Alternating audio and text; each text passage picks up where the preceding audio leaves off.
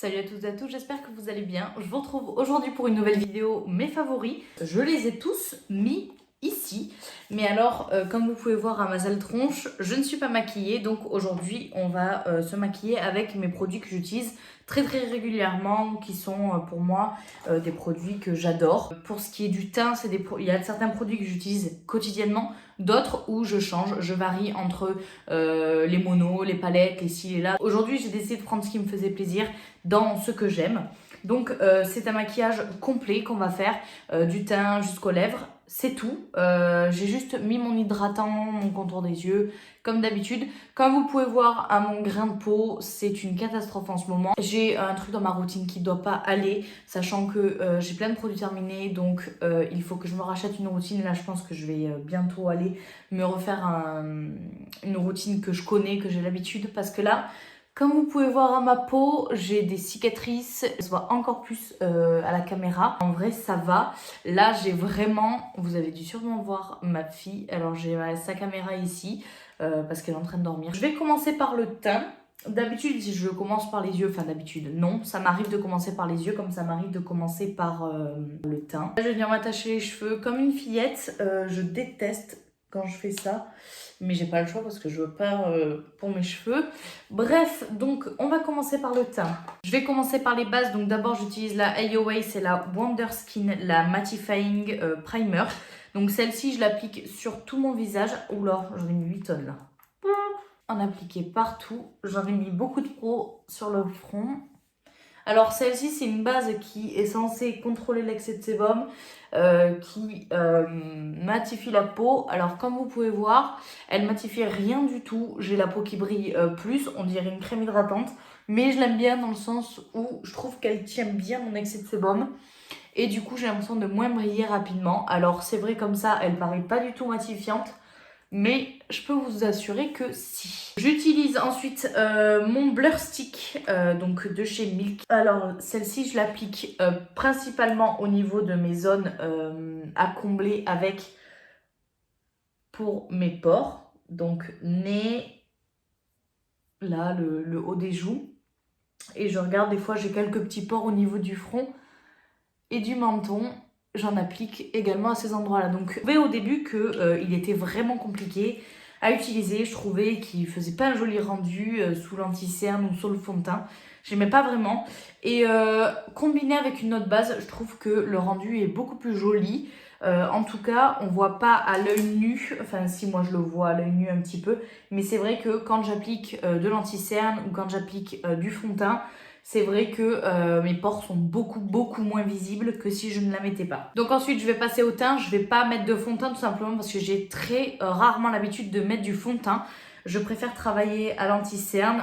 Ça c'est un truc que j'ai pris l'habitude parce qu'en fait j'ai jamais réussi à trouver une bonne teinte de fond de teint. Du coup à chaque fois je suis obligée de faire 64 mélanges et clairement ça me saoule. Donc je finis par vite abandonner les fonds de teint alors que j'adore en mettre. Mais vu que j'arrive pas à trouver ma teinte à chaque fois puisque je commande toujours sur les sites, j'ai toujours du mal. Donc là je vais venir prendre le AOA Studio, donc c'est le E129, je sais pas si vous voyez un peu la taille. Je vais venir prendre mon anti-cerne de chez Kiko. Alors celui-ci, enfin c'est pas un anti-cerne, c'est un Natural Concealer en teinte 04. Alors il est vieux comme le monde celui-là. C'est un truc de malade. Je l'ai depuis des années. Il est périmé, c'est sûr.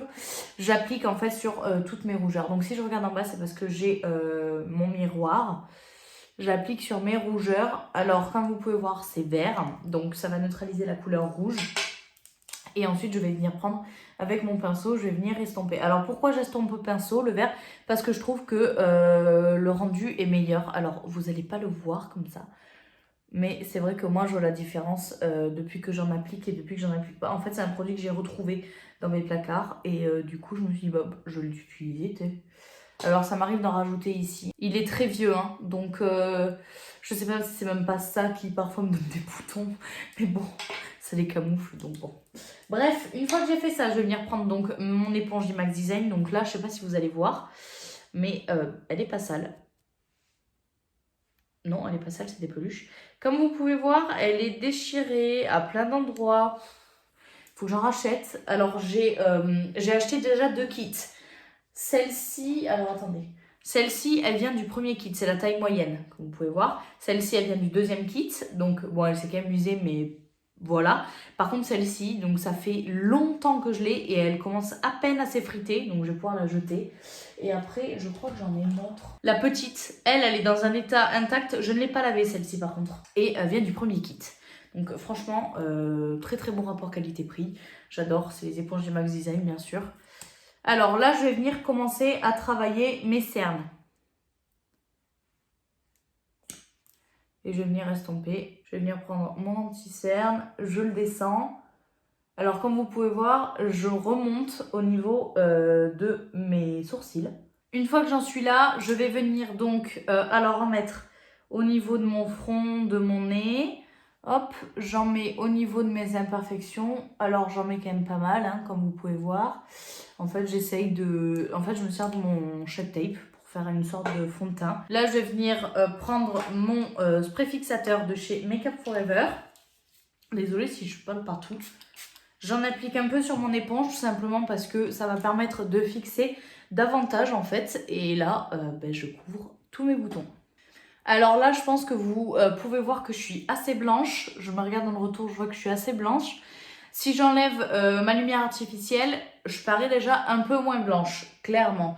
Et les détails de ma peau ressortent un peu moins. Mais je suis obligée de mettre la lumière tout simplement parce que il fait assez sombre dehors. Et je préfère avoir une meilleure luminosité qu'un meilleur grain de peau. Bref, là, comme vous pouvez voir, je prends, moi j'appelle ça le cul. Je prends le cul de mon éponge et je viens vraiment tout estomper pour faire aucune démarcation, rien. Une fois que j'en suis là, je vais venir prendre ma Charlotte Tilbury, donc ma poudre, c'est la Airbrush Flawless Finish en teinte 1, fer pâle. Comme vous pouvez voir, je l'ai vraiment utilisée. Alors j'essaie de l'utiliser le moins possible, tout simplement parce que c'est une poudre que j'adore.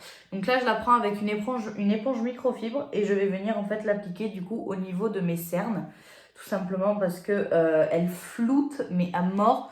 Je ne sais pas si vous allez pouvoir voir un peu, je sais pas. Mon téléphone, donc si vous ne savez pas, je filme avec mon téléphone, je n'ai pas du tout de caméra. Donc c'est vrai que déjà au niveau de la qualité du filmage, oula, au niveau de la qualité de la caméra, c'est pas du tout la même. Vous vous doutez que je filme pas avec un Canon 700D machin.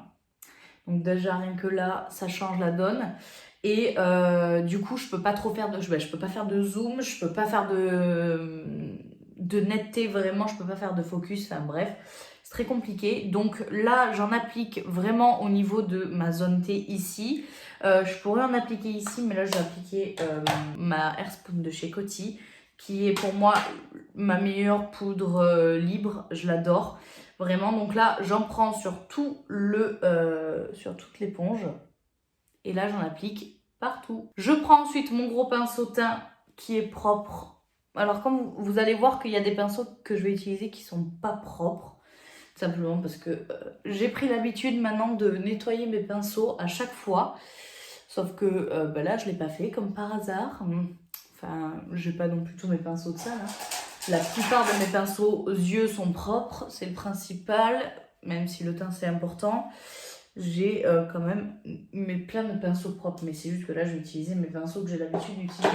Niveau teint, toujours, je vais venir passer à mon contouring. Donc je vais venir prendre ma palette de chez Max More, donc c'est la marque de chez Action.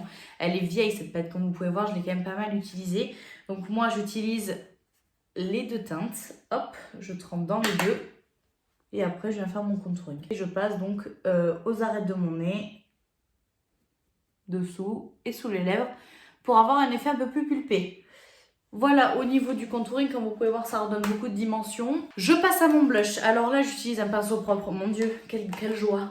Alors, j'ai deux palettes de blush. Alors, pendant un temps, j'ai utilisé quasiment tout le temps la palette de blush de chez Révolution en teinte Hot Spice, qui est donc celle-ci, vous allez la voir en close-up, vous pouvez voir un peu mon setup, c'est génial. Donc je l'adore, celle-ci c'est vraiment ma palette de blush que j'adore. Et du coup je ne pouvais pas passer à côté de l'autre, parce que c'est la Sugar and Spice. Donc comme vous pouvez voir, elle est beaucoup plus pétante niveau couleur. Je la trouve extraordinaire, la pigmentation elle est incroyable, le prix il est ultra abordable, je crois qu'elle coûte 4,99 €, elle est vraiment pas chère. La pigmentation, elle est au rendez-vous. Les deux, là, je les utilise très rarement parce que, clairement, moi, ça, sur moi, c'est beaucoup trop foncé. Et ça, c'est vraiment en petite touche parce que c'est beaucoup trop lumineux pour moi. Donc, voilà, je la trouve extra. Vraiment, je la trouve super bien. Là, aujourd'hui, je vais venir utiliser la dernière, celle-ci. Donc, c'est la teinte. Je la prends donc sur mon pinceau. Alors, je sais pas si vous allez voir, mais c'est quand même assez pigmenté. Est-ce que vous voyez la pigmentation de ce truc? C'est incroyable, j'en ai beaucoup trop mis. Est-ce que vous voyez? J'en ai beaucoup trop mis. Donc là, je vais venir prendre mon pinceau poudre et je vais venir estomper un max parce que j'adore le blush. Mais j'aime bien mettre beaucoup de blush qui se voit énormément quand je mets pas de bronzer ou quoi. Cette palette, elle est incroyable. Vraiment, je la trouve mais tellement bien. Vraiment, pour moi, si vous aimez les blushs mais que vous en raffolez pas au point d'avoir 264 blushs mono, je vous conseille vraiment ces deux palettes de blush qui sont incroyables. Donc après, à vous de choisir votre harmonie. À part si vous voulez les deux, bien sûr, pour le prix, vous pouvez en prendre deux en fonction de votre budget. Donc celle-ci, c'est la Sugar and Spice et celle-ci, c'est la Hot Spice. Voilà, celle-là, elle est plus dans les tons chauds et celle-ci plus dans les tons froids, mais c'est quand même assez... Là, on a quand même des tons froids, mais voilà, elles sont trop belles. Les deux, elles sont trop belles. Dans celui-là, je vais venir sprayer mon spray fixateur, donc c'est le Mix and Fist de chez Make Up For Ever. Donc moi, quand je spray, alors j'ai vu la dernière fois sur Instagram une fille qui parlait de sprayer son spray fixateur. Elle le spray en X ou en T. Donc moi là, ça fait une semaine que je fais ça. Je le spray en X une fois que j'ai fini mon teint.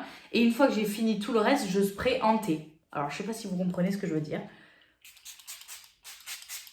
Je spray en X. Voilà, bref, c'est un truc que j'ai pris l'habitude de faire depuis une semaine. Donc je m'y tiens et je vois pas vraiment de différence. Mais bon, du coup, je le fais. Une fois que j'ai sprayé, je passe à mes sourcils. J'utilise le Micro Brow Pencil de chez NYX. Je le trouve extrêmement bien. Alors comme vous pouvez voir sur ce sourcil-ci, j'ai clairement des trous dans tous les sens. Horrible, c'est nul, c'est nul, c'est nul. J'aime pas mes sourcils, c'est une catastrophe. Là, j'ai clairement une croûte à cause de mon épilation là. Je me rase en fait. Donc c'est une catastrophe. J'utilise un goupillon pour enlever le fond de teint que j'ai dans mes sourcils. Un conseil, prenez un goupillon propre. Tout simplement parce que je ne sais pas si vous pouvez voir la différence entre un goupillon sale et un goupillon propre. Celui-ci est propre, celui-ci est sale. Il est plein de fond de teint, plein de poudre. Donc si vous utilisez le même sale tous les jours, ben, ça nettoiera pas vos sourcils. Là, je vais venir donc prendre mon crayon à sourcils. Je ne sais pas si vous verrez, la mine, elle est super fine. Donc là, je prends en général donc, mon miroir. Et là, je viens tracer donc un trait en dessous. Donc, comme je disais, je fais la pointe. Donc, en fait, je relie bien le début à la fin de mon sourcil. Je ne sais pas si vous voyez déjà la différence.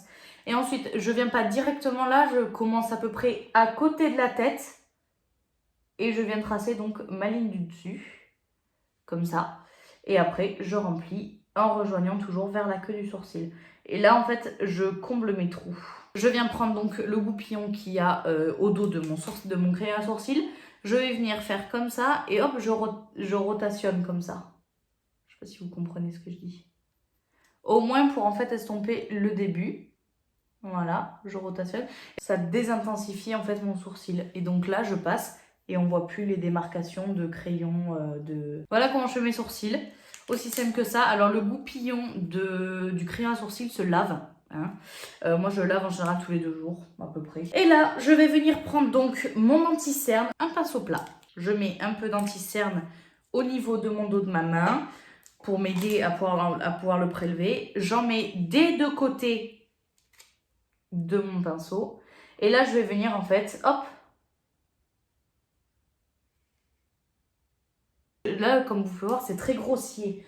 Je vais venir prendre mon éponge de taille moyenne et je vais venir en fait juste estomper au niveau de ce que je viens de faire pour tout simplement fondre entre mon teint et la base, enfin du coup mon anti-cerne. Alors je n'ai pas de base P. Louise, c'est pour ça que je le fais avec mon anti-cerne de chez Tarte.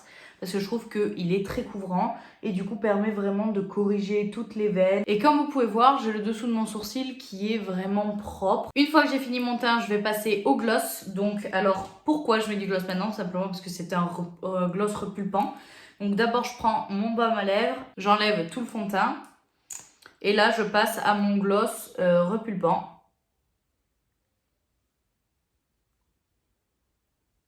Je prends ma palette préférée du moment, c'est la Book of Magic de chez Beauty Bay. Je la trouve incroyable niveau couleur.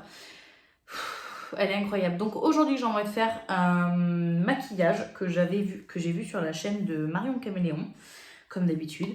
J'ai envie de faire un violet et bleu, mais un œil avec le creux de paupière violet d'un côté, bleu de l'autre, le cut crease bleu de ce côté, violet de l'autre, le ras de cils interchangé en fait en diagonale. En fait, tout simplement, il y a 2 couleurs sur chaque œil, mais elles sont mélangées et en fait, j'arrive pas à m'expliquer. Je vais venir prendre un pinceau biseauté comme celui-ci. Donc, je vais venir commencer par l'œil violet. Voilà, donc je vais le faire ici. Je vais donc prendre la teinte Sorcery. Donc, de toute façon, vous allez le voir dans les close-up. Hop, j'en mets vraiment bien. Alors, ce que vous pouvez faire, je vais vous montrer. Je le fais de temps en temps, mais pas tout le temps. Je prends mon éponge avec ma poudre et donc je viens repoudrer au niveau de mon dessous d'œil. Alors, ne vous inquiétez pas, ça ne va pas enlever le blush, à moins que si ça l'enlève, vous en remettiez un tout petit peu. Moi, je le fais, mais de temps en temps, pas tout le temps. Et là, je vais donc venir... en fait, ça va éviter les chutes. J'explique un truc, mais au final, je ne le dis même pas. Comme vous pouvez voir, mes lèvres elles rosées, elles deviennent rosées. Donc là, je vais venir appliquer ma teinte violette en oblique, comme ceci, et je vais venir remonter au niveau de mon creux de paupière.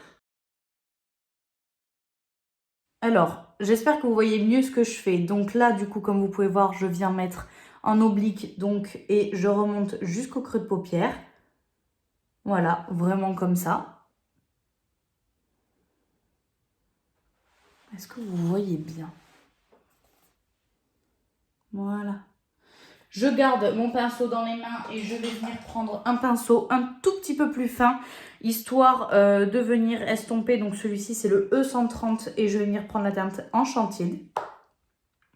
Je vais venir passer au niveau des bords de mon fard, en fait, pour tout simplement commencer la transition. J'ai complètement oublié de poudrer mon arcade sourcilière. Je prends la teinte Vanish. Et je viens poudrer mon dessous de paupière, enfin mon dessous de sourcil. J'oublie toujours, c'est incroyable. C'est un truc qui vraiment, c'est pas de... faut que je le transforme en automatisme, quoi. C'est pénible. Voilà. Donc là, une fois que j'ai bien estompé la couleur, je vais venir reprendre le Sorcery et je vais venir... réintensifier entre guillemets, prendre un petit pinceau, donc encore plus petit, c'est le E132 et je vais venir prendre la teinte Vaudou qui est beaucoup plus foncée comme vous pouvez voir et je vais venir l'appliquer donc pareil en oblique ici et vraiment dans le creux mais du coin externe pour tout simplement venir rajouter du contraste. Alors, je vais venir faire pareil de l'autre côté avec, pas les mêmes pinceaux, mais je vais venir faire la même chose de l'autre côté. Tac. Je vais venir prendre la teinte Bewatched. Je l'applique en oblique. Alors, cette teinte, je trouve qu'elle manque vraiment de pigmentation. Voilà, hop. Cette couleur, j'ai l'impression qu'elle est vraiment... je la vois hyper pigmentée dans les palettes des autres. Et moi, je trouve que ça rend pas du tout la même chose. Je sais pas si vous voyez. Donc, on s'en fout si là, c'est pas propre. Hein. Tout simplement parce qu'on va faire un semi-cut crease. Donc, c'est pas le problème. Donc, voilà, j'essaye de faire un truc assez symétrique. C'est très compliqué de faire un truc symétrique, hein, moi, je trouve. Hein. C'est compliqué. Bref, je vais venir prendre la teinte Wish. Donc, qui est une teinte un peu plus claire. Les bleus, je les trouve pas très, très pigmentés de cette palette. Voilà. Là, voilà à quoi sert la poudre. Pour éviter de faire des pâtés. Enfin, de faire des chutes à mort. Je vais me mettre vraiment sur le bord et en fait je viens estomper le bleu avec la teinte Wish. Et là je vais venir prendre mon dernier pinceau qui est un pinceau ELF qui date des années peut-être 1950. C'est, je sais même pas s'il y a encore le nom. Ah si, il y a encore le nom. On le voit juste pas mais il est encore brodé. C'est le Professional Blending Eye. Bref. Et là je vais venir prendre la teinte Cursed, qui est par contre, elle, très pigmentée. Je prends un pinceau pour venir enlever la poudre.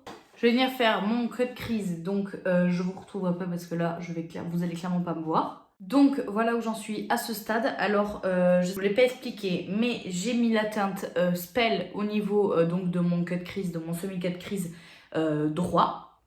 Et j'ai ensuite mis la teinte Charmed. Donc là on dirait que j'ai une tache, mais non. C'est juste qu'en fait le bleu c'est horrible. En plus celui-ci, je sais pas si vous allez voir la pigmentation. Alors là elle paraît ouf, mais vraiment elle est ultra poudreuse. Et enfin voilà quoi, c'est inégal. Donc j'ai mis la teinte Charmed au niveau donc de mon semi-cut crease gauche. Voilà, là je vais venir faire mon ras de cils. Donc je vais venir prendre la teinte, hop, la teinte Bewatched au niveau donc de mon ras de cils droit. Donc là je viens estomper la teinte Bewatched. Et je vais venir prendre la teinte Sorcery avec donc le gros pinceau de l'autre côté, ça ne me dérange pas. Et là, je vais venir faire donc le ras de cils de l'autre côté. Désolée, vous voyez pas ce que je fais parce que je fais mon ras de cils. J'essaie quand même de fondre les deux ensemble pour pas faire une grosse démarcation. Je sais pas si vous voyez. Et je vais venir prendre le pinceau de la teinte Enchanted. Et je vais venir estomper la couleur. Là, je vais venir mettre crayon dans la muqueuse et je vais venir faire mon trait de liner. Donc voilà le rendu avec les fossiles. Comme vous pouvez voir, moi j'adore. Enfin, ça fait tout. Pour moi, je trouve que ça fait tout. Après, il suffirait de bien les coller, n'est-ce pas Lou? Donc voilà, celui-là est un peu plus grand que l'autre. Mais bon, c'est pas grave. Ceux-ci sont des fossiles AliExpress. De toute façon, le lien sera en barre d'infos. Voilà, alors maintenant on n'a pas tout à fait terminé parce que comme vous pouvez voir, moi qui est fan d'highlighter, si vous me connaissez bien, vous devez vous dire il n'y a pas d'highlighter. Mais c'est normal, tout simplement parce que j'en avais pas appliqué. J'ai une nouvelle technique maintenant, quand je fais un maquillage comme ça, je mets 2 fois de l'highlighter. Donc à la fin, je viens prendre mon pinceau highlighter et je viens appliquer mon premier highlighter. Je ne sais pas si vous allez voir. Comme je vous avais dit, je passe à mon spray fixateur, donc toujours le Mist & Fix de chez Make Up For Ever. Hop, je viens sprayer partout, en thé.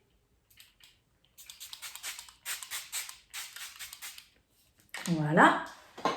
Et là, ça m'en fait une petite couche au niveau d'ici. Je viens prendre le Girl Best Friend de chez Révolution, je crois, I Love Révolution. Je prends la teinte sur le côté. Et là, je viens en réappliquer. Et là, je pense que vous voyez, non? Oui. Oh. J'adore faire ça. Alors, vous pouvez très bien ne pas le faire.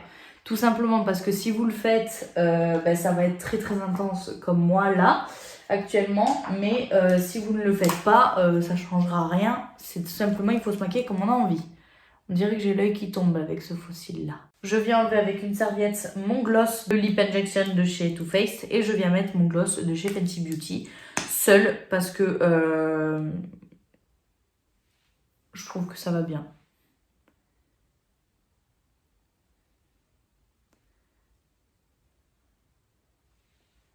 Donc voilà, j'espère que cette vidéo vous aura plu. J'espère aussi que ce make-up vous plaît. Comme vous pouvez voir, en fait, on voit les mêmes couleurs à peu près partout, enfin au niveau de tous mes yeux.